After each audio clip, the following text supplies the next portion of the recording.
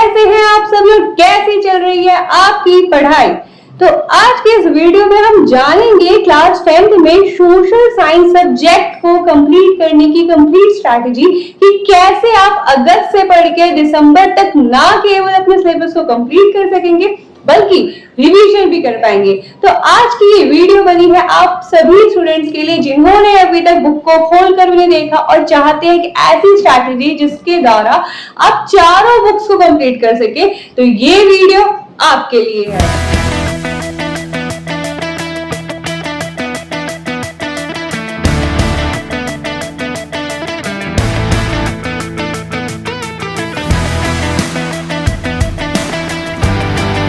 बार under estimate कर दिया जाता है कि एग्जाम से एक महीने पहले पढ़ लेंगे, बल्कि कुछ बच्चे तो एक हफ्ते पहले पढ़ते हैं, एकदम strategy video, one shot video देखेंगे और कंप्लीट करेंगे।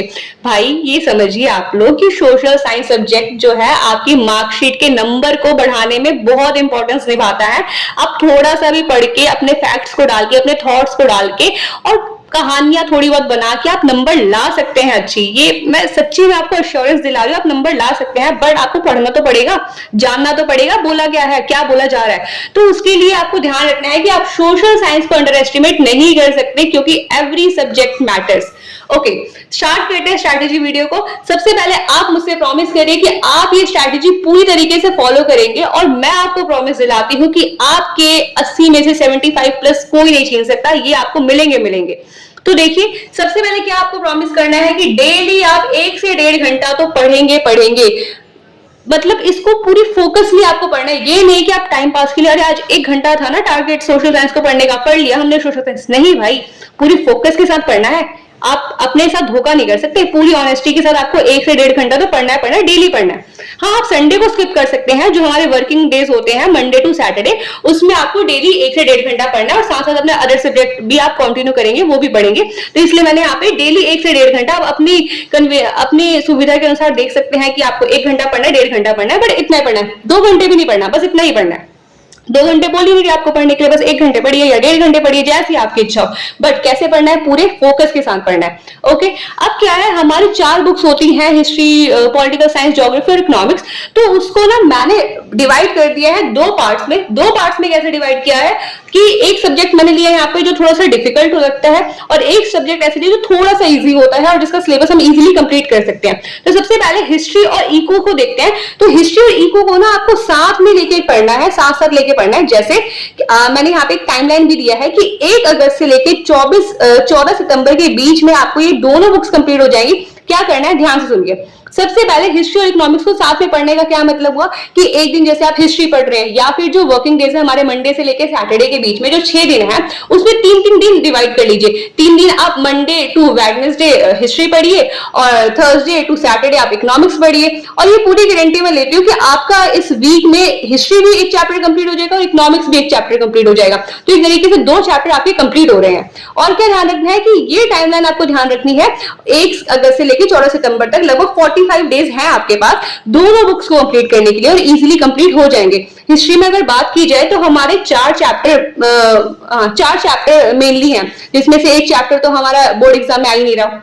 इकोनॉमिक्स की बात करें तो इकोनॉमिक्स में भी हमारे 4-5 चैप्टर हैं। तो इस टाइम पीरियड में आपका हो जाएगा और हो जाना चाहिए। आपको ये पूरा टाइम टेबल ऐसे फॉलो करना है, ठीक है। अब मैं आपको मान के चल रही हूँ कि आपने 14 सितंबर तक पूरी तरीके से डेडिकेशन के साथ पढ़ाई कर ली। 1-1 घंटा पढ़ के ही सही आपने हिस्ट्री भी कर लिया, इकोनॉमिक्स भी कर लिया, इसका सिलेबस भी कंप्लीट हो गया। कॉन्ग्रेचुलेशन टू माई स्टूडेंट्स, आपका ये सिलेबस कंप्लीट हो गया यहाँ तक। उसके बाद अब बात करते हैं 14 सितंबर तक कंप्लीट। 1 हफ्ते का गैप लीजिए, 1 हफ्ते मत पढ़िए सोशल साइंस, छोड़ दीजिए। उसके बाद आ जाइए, स्टार्ट करिए 20 सितंबर से। 20 सितंबर से अपनी फिर से सोशल साइंस की किताबें निकालिए और ज्योग्राफी पढ़िए इस बार, और साथ ही साथ पॉलिटिकल साइंस आपको लेके चलना है। ज्योग्राफी थोड़ा सा डिफिकल्ट सब्जेक्ट है क्योंकि इस बार वैसे भी देखिए तो पूरी बुक आ रही है हमारी ज्योग्राफी की और पॉलिटिकल साइंस में हमारे 6 चैप्टर आ रहे हैं मेनली। तो ये दोनों जो है साथ में आपको चलाना है 20 सितंबर से लेके 31 अक्टूबर तक।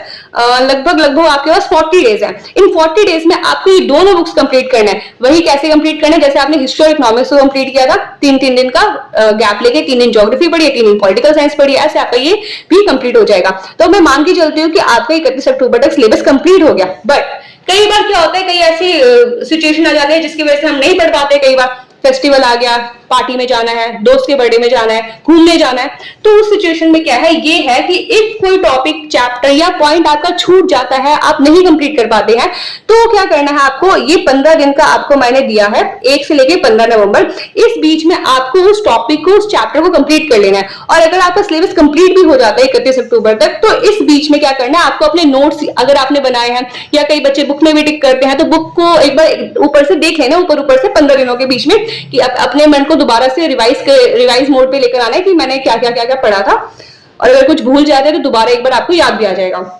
तो 15 नवंबर तक मान के चलते हैं कि आपका सिलेबस फिनिश हो जाता है। कॉन्ग्रेचुलेशंस, आपका सिलेबस कंप्लीट हो गया 15 नवंबर तक। अब क्या करना है, अब बस वही बचा है हमारे पास, रिवीजन रिवीजन रिवीजन। अब मेनली आपको फोकस करना है रिवीजन।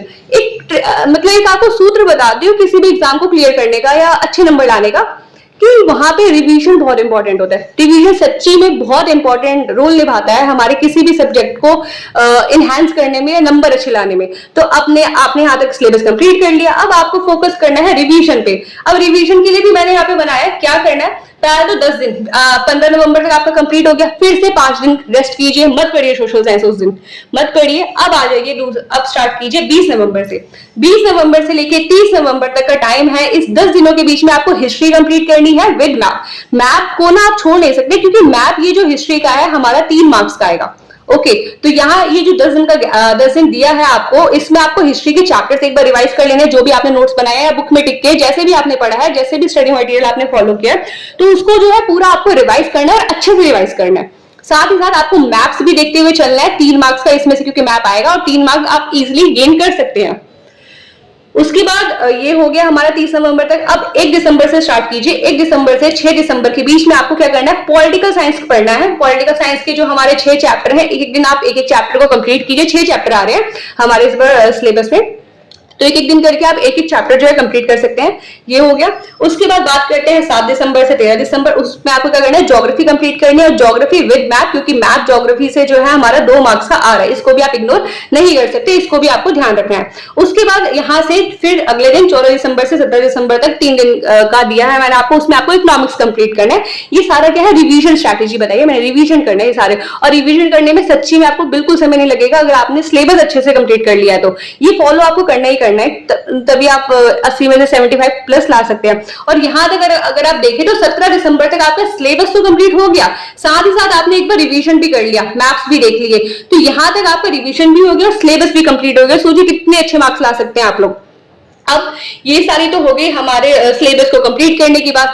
मैं ये नहीं कह रही कि आप पूरा दिन सोशल साइंस लेके बैठिए, बिल्कुल भी नहीं, ये गलती मत करिएगा। कई बार हमें सोशल साइंस पढ़ते हैं, उसी में घूम जाते हैं, मजा आ जाता है, इंडियन फ्रीडम स्ट्रगल पढ़ने लग जाते हैं, यूरोप पढ़ने लग जाते हैं, ज्योग्राफी में सॉइल पढ़ने लग जाते हैं, उसी में मन घूमता रहता है। नहीं, आपको अपने मन को रोकना है, नहीं भाई मुझे आज 1 घंटा या 1.5 घंटा ही पढ़ना है, जैसे भी आपने बनाया हो।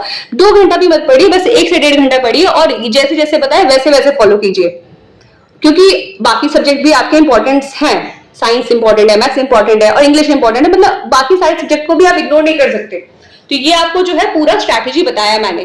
बट अब यहाँ पे हमारी एक चीज आपको ध्यान रखनी है, नोट मेकिंग। और कई सारे बच्चे जो है नोट्स बनाते हैं, और कई सारे बच्चे नहीं भी बनाते हैं। जो बनाते हैं, जो नहीं बनाते हैं, दोनों के लिए ये मैं चीज बता रही हूँ कि अगर जैसे अब आपने ये सारा कर लिया, फॉलो कर लिया, अब आप गए प्री बोर्ड देने के लिए, प्री बोर्ड में आप आंसर लिखेंगे। अब आंसर किस तरीके से लिखे कि वो एग्जामिनर को अट्रैक्ट कर ले और एग्जामिनर भी आपको अच्छे नंबर दे दे। सबसे पहले क्या ध्यान रखना है, आपको उस पर प्रेजेंटेशन पे फोकस करना है। प्रेजेंटेशन का मतलब, क्योंकि आप अच्छे से अगर प्रेजेंट करके देंगे ना एग्जामिनर को, आपको मतलब कह सकते हो बहुत बहुत बहुत अच्छे नंबर मिलेंगे। एग्जामिनर पढ़ेगा अपनी टिक टिक टिक टिक, दे दो 5 नंबर, सच्ची में मिलते हैं ऐसे नंबर। उसके बाद प्रेजेंटेशन पे फोकस करना है। अब प्रेजेंटेशन कैसे फोकस करें, फ्लो चार्ट बनाइए, अंडरलाइन करिए। अगर हो सके तो जैसे हिस्ट्री है, हिस्ट्री में कोई प्लेस दिखाना है तो मैप बना लीजिए। जैसे अगर हम बात करें यूरोप वाला चैप्टर जो है हमारा यूनिफिकेशन वाला, जिसमें इटली का यूनिफिकेशन, हमारे ब्रिटेन का यूनिफिकेशन है, जर्मनी का यूनिफिकेशन है, तो उसमें आप इटली का मैप बना सकते हैं। मुश्किल नहीं है, मैं आपको सिखाऊंगी, इसी चैनल पे सिखाऊंगी। आप वो भी बना सकते हैं, अपने आंसर में वो यूज कर सकते हैं। अगर मैं आपको दिखाऊं मेरा ही कोई एक एग्जाम्पल, तो देखिए मैंने यहाँ पे क्या किया है, यहाँ पे सारे जितने इंपॉर्टेंट पॉइंट्स हो सकते हैं उनको अंडरलाइन किया है। अब अंडरलाइन करने से क्या होता है, कई बार जो पॉइंट एग्जामिनर पूरा पढ़े भी ना और वो क्या कर देते हैं, अंडरलाइन देखकर ही आपको टिक टिक टिक टिक करके नंबर मिल जाते हैं, आपको मार्क्स मिल जाते हैं। तो आपको ये ध्यान रखना है कि आप अंडरलाइन जरूर करें, पेंसिल से करिए, पेन से करिए, कैसे भी करिए, पर अंडरलाइन जरूर कीजिए। ये सिर्फ सोशल साइंस के लिए नहीं, मैं साइंस के लिए भी बता रही हूँ कि आप उसमें भी अंडरलाइन कर सकते हैं। ठीक है, ये तो हो गए हमारे। और फ्लो चार्ट का आप यूज कर सकते हैं, एरो बना के, क्लाउड बना के, बॉक्स बना के, कुछ भी करके आपको वहां पे फ्लो चार्ट यूज करना है। किसी भी क्वेश्चन में जबरदस्ती घुसेड़ना ही घुसेड़ना है आपको फ्लो चार्ट, तभी आपके नंबर अच्छे मिलेंगे। ये सारा जो मैंने नोट मेकिंग का बनाया है, ये आपका नोट्स आप बना रहे हैं तो ठीक है, नहीं बना रहे हैं नोट्स तो आपको ध्यान रखना है कि जब आप आंसर लिखेंगे तो उसमें आपको इनको फॉलो करना है कि मेरी प्रेजेंटेशन अच्छी होनी चाहिए, मेरे फ्लो चार्ट अच्छे बनने चाहिए, मैं अंडरलाइन करूं और हो सके तो मैप बनाऊं, डायग्राम बनाऊं। ये और बार बतानी थी कि जितना हो सके आप ना ब्लैक और ब्लू पेन का यूज करिएगा। ब्लैक पेन से जैसे आप हेडिंग डाल रहे हैं तो यूज करना, और ब्लू पेन में जो आप पूरा समरी लिख रहे हैं वो आप ऐसा यूज कर सकते हैं क्योंकि आंसर से थोड़ा अट्रैक्टिव लगता है। मेनली हमें फोकस करना है कि जितना भी हमने ज्ञान समेटा है ना उसको हमें पेपर पे देना है एग्जामिनर को अपनी आंसर शीट के थ्रू। तो आंसर शीट में हमें अपनी प्रेजेंटेशन पे भी तो फोकस करना होगा कि इस तरीके से हम लिख रहे हैं, किस तरीके से हम प्रेजेंट कर रहे हैं। तो उसमें ना आप ध्यान रखिएगा कि ब्लैक और ब्लू पेन का भी यूज करेंगे। रही बात टाइम मैनेज करने की, तो उसको लेकर भी मैं जब आपके बोर्ड एग्जाम नजदीक आएंगे तो उसके लिए भी मैं वीडियो बनाऊंगी कैसे आप जो है अच्छे से अपनी आंसर राइटिंग कर सकते हैं और टाइम लिमिट के अंदर ही। उसके अलावा जैसे मैं आपको बता रही थी कि आपको फ्लो चार्ट यूज करना है, तो ये फ्लो चार्ट का एग्जांपल जैसे आप ये देख सकते हैं कि ऐसे आप फ्लो चार्ट बनाए, या इसके अलावा एक और मेरे को दिखाना था, हाँ जैसे आप ये है, ये फ्लो चार्ट है तो आप ऐसे फ्लो चार्ट बनाए, ये भी आप जो है अपनी आंसर राइटिंग में यूज कर सकते हैं। आप देख सकते हैं जैसे मैंने इटली के यूनिफिकेशन पे भी यहाँ पे ऐसे करके फ्लो चार्ट बनाया है। तो अब ऐसे टाइप में ना मतलब अपनी क्रिएटिविटी दिखानी है अपने आपको आंसर राइटिंग में, क्योंकि आपने जो ज्ञान समेटा उसको दिखाना भी तो है, प्रेजेंट भी तो करना है। तो इस तरीके से आप जो है अपने चार्ट्स के थ्रू, फ्लो चार्ट्स के थ्रू भी जो है आंसर राइटिंग को बहुत अच्छी तरीके से कर सकते हैं। तो कंप्लीट स्ट्रैटेजी वीडियो, होप्स तो आपको स्ट्रैटेजी पसंद आई होगी, आप फॉलो करेंगे स्ट्रैटेजी को। कमेंट करके जरूर बताइएगा कि वीडियो कैसी पसंद आई और आपने कैसे अपनी स्ट्रैटेजी को फॉलो किया, कब तक फॉलो किया, और सोशल साइंस को कंप्लीट करने की ये जर्नी आपकी कैसी रही, कमेंट में मुझे जरूर बताइएगा। जुड़े रहिए सोशल सूत्रा 2.0 के साथ, क्योंकि यही वो चैनल है जहां पर सोशल साइंस पढ़ाई नहीं बल्कि फील कराई जाती है। जय Hind, thank you so much. मतलब सोशल सूत्रा।